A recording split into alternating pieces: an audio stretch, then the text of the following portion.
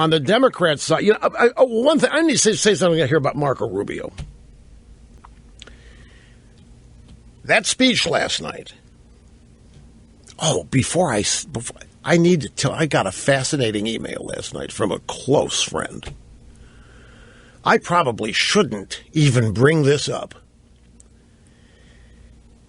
He's very intuitive when it comes to me, and he's one of the few people who actually understands what I do and how.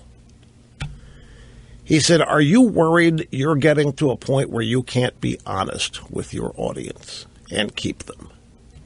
And I read that email, and I said, what's he talking about? What in the world? Because I said, are you getting to the point where you fear you can't be honest with your audience and hold them? And I figure I wrote him back, haven't gotten a reply yet. Must be something about, it's got to be something about campaign. I don't know what made me think of it here when I start talking about Rubio, but I have to tell you something, folks. That Rubio speech last night was the best speech I've heard in a year by anybody. Hands down. I guess it was a month ago or maybe 6 weeks ago, I happened to give Rubio a big plug on this program, saying that I was getting worried. I was seeing all these attacks on Rubio in any number of places, from people attacking him as a fake and a phony and not a real conservative, and I couldn't take it anymore. I know the Gang of Eight's lingering out there, and I know people think that the Gang of Eight was not a one-off with him, that that's who he really is, and that he's been lying to everybody since day one running for state office in Florida. But I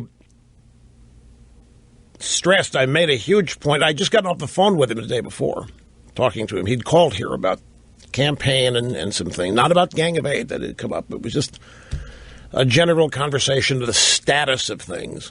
Didn't ask for anything. It was just shooting the breeze, which happens with a number of them, by the way. I just don't tell you each time it happens. Not that often either, but it does happen.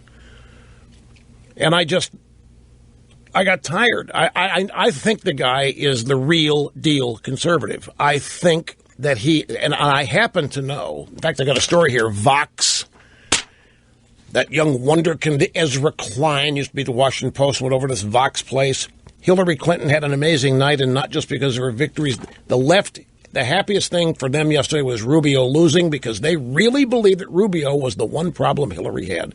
I think they're wrong, but that's what they think. They think Rubio would have given her the biggest because he's young, because he's energetic, because he's got the policy down pat. He's the antithesis of her, and they're happy that Rubio's out. But that speech he gave last night, anybody want to try to tell me that he's not a conservative?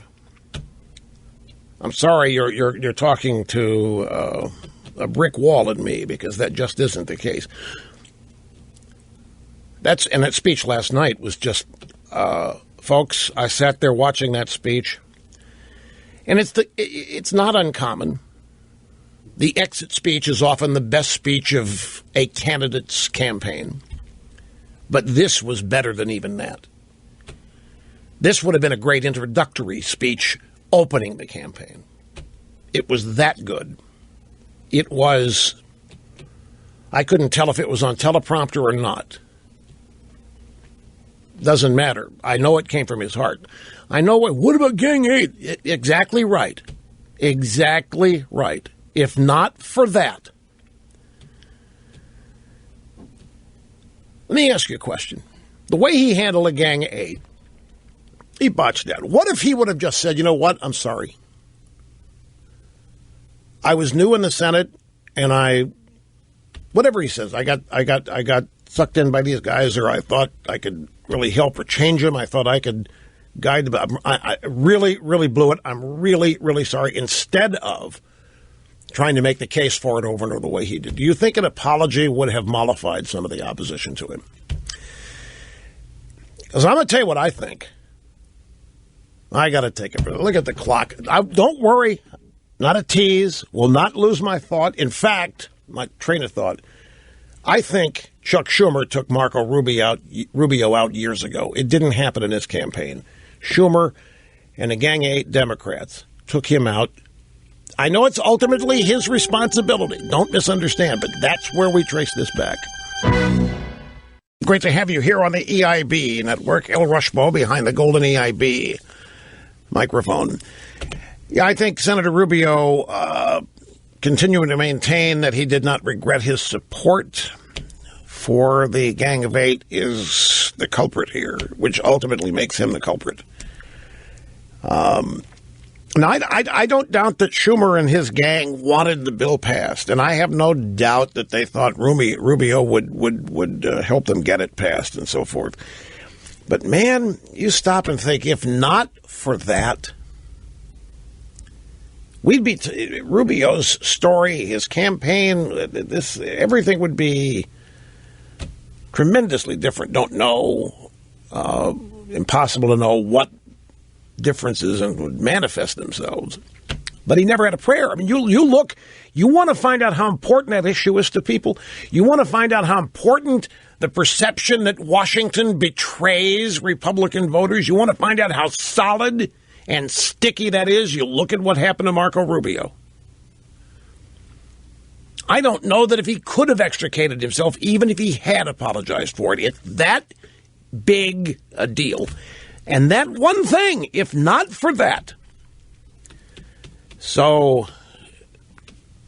it's sad because that speech that he gave last night, I think, gave us a great idea who he actually really is.